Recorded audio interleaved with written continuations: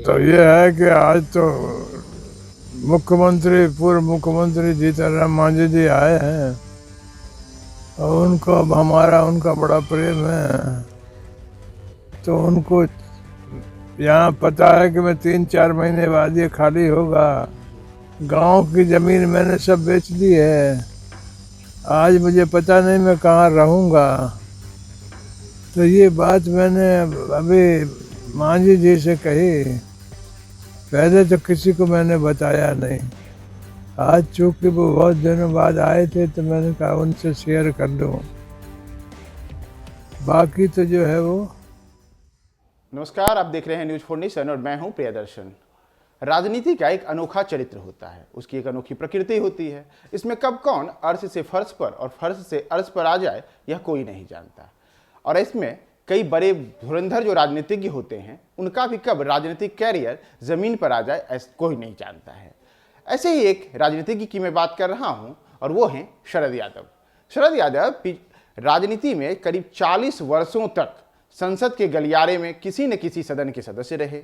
लंबे अरसे तक भारत की राजनीति के केंद्र बिंदु में वो भी रहे। और जब कभी चाहे वह अटल बिहारी वाजपेयी की सरकार हो, चंद्रशेखर की सरकार हो, पीवी नरसिम्हा राव की सरकार हो, बिहार की राजनीति की बात करें, उत्तर प्रदेश की राजनीति की बात करें या मध्य प्रदेश की राजनीति की बात करें, एक दो नहीं 3-3 राज्यों में उनका एक बड़ा कद रहा राजनीति के मैदान में। लेकिन इन दिनों शरद यादव की स्थिति है कि वह अपने लिए राज्यसभा की एक सीट पाने के लिए अपने धुर विरोधियों से जा मिल रहे हैं। उन्हें स्थिति है कि दिल्ली में एक आवास तक नहीं है। शरद यादव के बारे में कहा जा रहा है कि शरद यादव आज के दिन में दिल्ली में एक आवास के लिए तरस रहे हैं। वह चाहते हैं कि मुझे दिल्ली में एक स्थायी ठिकाना मिले, लेकिन जब वो किसी सदन के सदस्य ही नहीं हैं तो उन्हें ठिकाना मिलेगा कैसा। तो अपने ठिकाने की तलाश के लिए दिल्ली में वो दर दर भटक रहे हैं। यह राजनीति में किसी के अर्श से फर्श और फर्श से अर्श पर आने की एक अनोखी कहानी है। आपको पता है कि शरद यादव देश की राजनीति में संभवतः एकमात्र ऐसे राजनेता हैं जो एक नहीं, दो नहीं, बल्कि 3-3 राज्यों से लोकसभा के लिए निर्वाचित हुए। 7 बार वह लोकसभा के लिए निर्वाचित हुए। 1974 में वह पहली मर्तबा मध्य प्रदेश से लोकसभा के लिए निर्वाचित हुए। बाद में उन्होंने उत्तर प्रदेश से भी लोकसभा में अपना प्रतिनिधित्व दिया। बाद में बिहार की राजनीति में वह आए और बिहार की राजनीति में तो मधेपुरा के सीट पर मधेपुरा और शरद यादव इन दोनों का एक प्रकार से अनुनाश्रय संबंध सा बैठ गया और लंबे अरसे तक उन्होंने मधेपुरा का संसदीय क्षेत्र का लोकसभा में प्रतिनिधित्व किया। बाद में राज्यसभा के लिए भी निर्वाचित हुए। वे चाहे अटल बिहारी वाजपेयी की जब सरकार रही या फिर बाद में जो नरेंद्र मोदी की सरकार आई तो दोनों समय में महत्वपूर्ण पदों पर रहे। एनडीए में उन्होंने संयोजक की भूमिका निभाई। जब नीतीश कुमार ने जदयू का एक जब अलग हुए और जदयू का गठन हुआ तो उसके बाद भी उन्होंने जदयू के राष्ट्रीय अध्यक्ष पर एक लंबी पारी खेली। और इन सब के बाद आज स्थिति है कि शरद यादव दिल्ली में एक महज मकान के लिए दर दर भटक रहे हैं। स्थिति है कि उनका अपना एक कोई ठौर ठिकाना नहीं है और अपने ठिकाने की तलाश के लिए वह उन नेताओं से मिल रहे हैं जिनके साथ उनके कभी 36 का आंकड़ा हुआ करते थे। अब देखिए, शरद यादव 1974 में अपनी राजनीति की शुरुआत सीधे सीधे लोकसभा से करते हैं। राजनीति में वह लोकसभा के लिए निर्वाचित होते हैं। बाद में 1977 में फिर से वह एक बार लोकसभा के लिए जबलपुर सीट से निर्वाचित होते हैं।